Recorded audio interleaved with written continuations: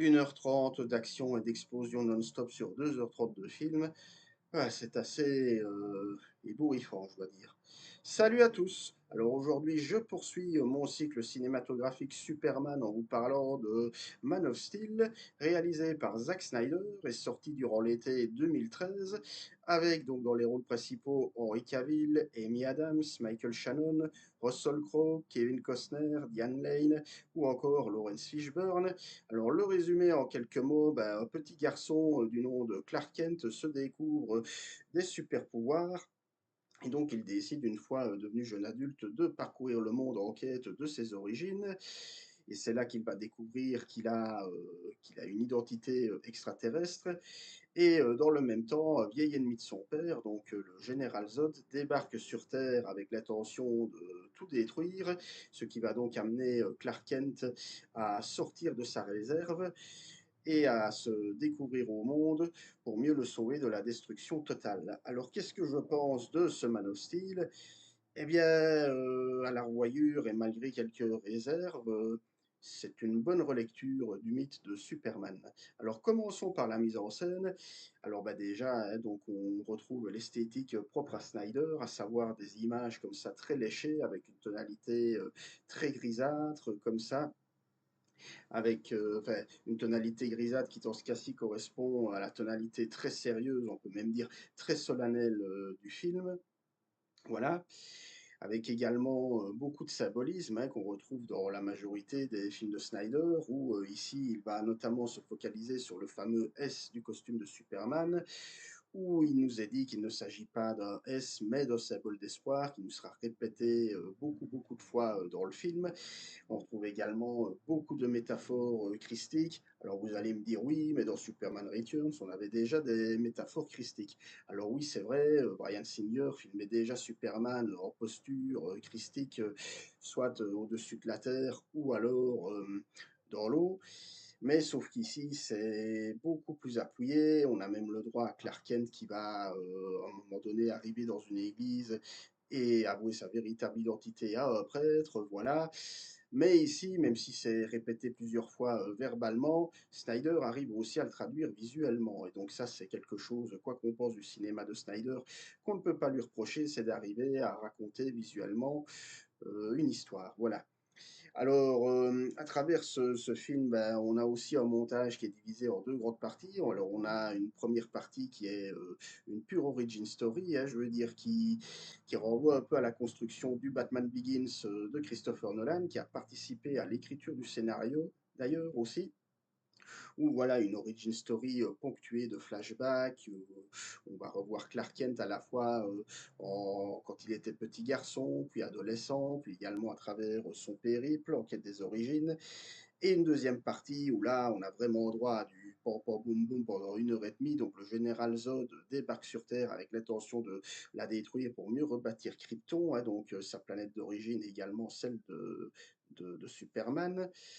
Et donc voilà, donc on a des combats assez impressionnants comme ça entre Superman et Zod, ou Superman et les sbires de Zod, avec comme ça des grosses explosions d'immeubles. Voilà, on a vraiment l'impression de voir le 11 septembre puissance 1000, ce qui avait à l'époque été pas mal reproché au film. On avait même utilisé le terme de destruction porn, que je n'aime pas beaucoup d'ailleurs, mais ça j'y reviendrai dans la partie scénario. Et on a également, de temps à autre, des mouvements un petit peu plus contemplatifs, hein, avec Superman, voilà, qui va un petit peu voler, je veux dire, à travers le vent, ou toucher les hautes herbes, des plans comme ça qui peuvent renvoyer de loin à Terrence Malick. Voilà. Et justement, je veux dire, cela me permet de passer au scénario. Alors, je le disais, le but du film, c'est vraiment de redéfinir la figure de Superman. On est vraiment en plein reboot, hein, à l'instar, encore une fois, du Batman Begins de Nolan. C'est pas un hasard si le film est construit de la même manière. Sauf que j'ai envie de dire que là où les flashbacks montrés dans Batman Begins étaient pertinents, où on voyait, je veux dire, voilà, Bruce Wayne qui était vraiment obnubilé par son désir de vengeance, au point qu'il était à deux doigts de basculer. Ou après, enfin, je veux dire, voilà, on voyait qu'il commençait à changer en tant qu'humain. ici les flashbacks, dans Man of Steel paraissent par moments un petit peu superficiels. Voilà, on va voir Clark, c'est assez répétitif d'ailleurs, hein, se faire pas mal bully, donc c'est-à-dire rejeté et moqué par ses petits camarades. On va on va le voir également, une fois devenu jeune adulte, venir en aide à une jeune femme se faire harceler par un beauf dans un bar et lui venir en aide. Voilà, donc des scènes certes qui servent à nous montrer qu'à la fois Clark Kent ne peut pas exposer ses pouvoirs au monde et que justement le fait de ne pas pouvoir les exposer fait qu'il est déjà rejeté en quelque sorte, bien avant qu'il ne se découvre Superman. Donc voilà, sauf que comme je le disais, c'est quelque peu répétitif, beaucoup de répétitions d'ailleurs, même au niveau des dialogues, hein, comme je le disais, le symbole d'espoir, ce qu'il représente au monde, voilà. Et alors, je le disais, hein, je veux dire, on a la deuxième partie où là, il s'agit ni plus ni moins que de sauver Metropolis de la destruction totale. Alors, je le disais, hein, voilà, on a utilisé le terme destruction porn. Alors, pourquoi est-ce que je n'aime pas ce mot? Tout simplement parce que le porn, c'est le porn, hein, le porno, c'est le porno, rien d'autre. Hein, c'est pas alors destruction porn. Ok, il y a d'énormes jets d'explosion, de fumée, tout ce que vous voulez, mais voilà, quand je vais dire, faut un petit peu arrêter. Quand je vais dire oui, ça explose dans tous les coins. J'avais même eu l'impression que c'était un petit peu comme si Michael Bay avait repris un petit peu les commandes. Sauf qu'ici, voilà, on sent que Snyder, et le film un petit peu, si vous me passez l'expression, le cul de chaise, se dit oui, ok, je vais y aller à fond au niveau action. Et d'ailleurs, c'est ce que les fans voulaient aussi à l'époque, hein. Ils voulaient voir un Superman comme ça se battre littéralement contre ses semblables. Je rappelle que c'était déjà le cas dans Superman 2, hein, vu que ici, la deuxième partie d'ailleurs peut renvoyer à celle de Superman 2, où en gros on a Zod et ses sbires qui débarquent à Metropolis avec l'intention de tout détruire. Ici, c'est un petit peu pareil, sauf que forcément c'est avec une vision différente et c'est quasiment 30 ans plus tard, avec des effets spéciaux plus développés, plus travaillés, donc avec beaucoup plus d'ampleur.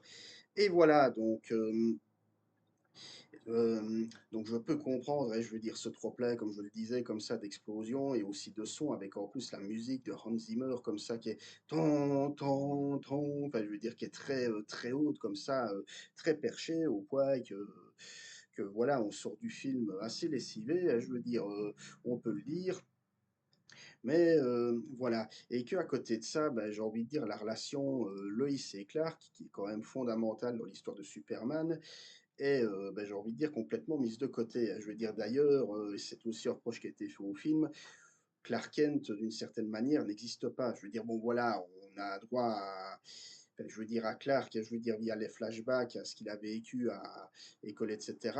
Mais je veux dire ici, voilà, on ne verra jamais le Clark Kent maladroit qu'on a pu voir dans les films de Donner ou dans le film de Bryan Singer, hein, le Clark Kent comme ça, qui marche le dos voûté, qui un peu bonnet, etc.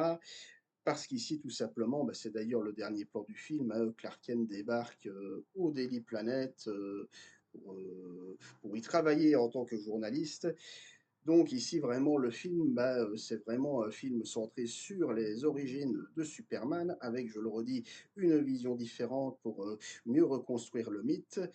Et honnêtement, c'est plutôt pertinent, hein. Je veux dire, surtout qu'on sait qu'à l'époque, voilà, c'est ce qui avait été reproché à Superman Returns, hein, c'était un peu d'être déjà trop dans la nostalgie, de ne pas oser, je vais dire, aller de l'avant. Là où vraiment Man of Steel, je vais dire, va de l'avant, n'hésite pas à assombrir également le personnage de Superman, qui est censé être un peu l'inverse de Batman, hein. On dit souvent Batman est un personnage sombre, Superman est un personnage lumineux. Ici, on a un Superman qui est constamment tourmenté, qui, quoi qu'il fasse, se retrouve toujours un peu ennuyé, quoi. Et voilà, et ça, Henry Cavill, je veux dire, dans le rôle titre, le vend très bien, voilà. En jouant sur le fait, sur la tonalité très sérieuse, très solennelle voulue par le film. Et donc voilà, pour moi, Man of Steel, je veux dire, bonne relecture, bonne réinterprétation du mythe de Superman, malgré, je le disais, voilà, surplus d'effets spéciaux, de CGI en plus voilà, qui part des fois un petit peu à volo. Alors on peut dire aussi, et c'est peut-être un petit peu pour moi le point noir de Snyder, c'est son manque de subtilité. Je le disais, voilà, le fait qu'il se sente obligé de nous asséner à plusieurs reprises, les métaphores christiques, ou encore, voilà, d'insister parfois lourdement aussi sur certains détails, hein. Je veux dire notamment comme ça les gros plans sur les visages notamment, enfin je veux dire de Superman ou encore aussi sur, les différentes explosions. Voilà, alors on sait, hein, c'est un réalisateur qui travaille énormément sur l'esthétique, sur, l'image. Mais voilà quoi, il faut aussi, bien développer, son histoire. Mais en gros, voilà, le film, fait bien le taf et donne envie, d'en savoir plus, pour la suite, même si on le sait, on n'aura pas droit tout à fait à Man of Steel 2. Donc voilà, donc c'est tout ce que j'avais, à dire concernant, ce Man of Steel, voilà. Donc, film pour lequel j'ai des réserves, mais que je trouve intéressant à plus d'un titre, voilà, après l'avoir revu, quand même quelques fois. N'hésitez pas à me dire dans les commentaires ce que vous en pensez, si vous l'appréciez, si vous ne l'appréciez pas. Je sais que, voilà, c'est le cas de certaines personnes. Il y en a certains qui l'adorent, d'autres qui ne l'aiment pas. On en débat, également dans la joie et la bonne humeur dans les commentaires. Voilà, n'hésitez pas à me suivre sur les différents réseaux et on se retrouvera très vite pour de nouvelles aventures. Bon dimanche, très ensoleillé, très chaud. À bientôt, salut, ciao.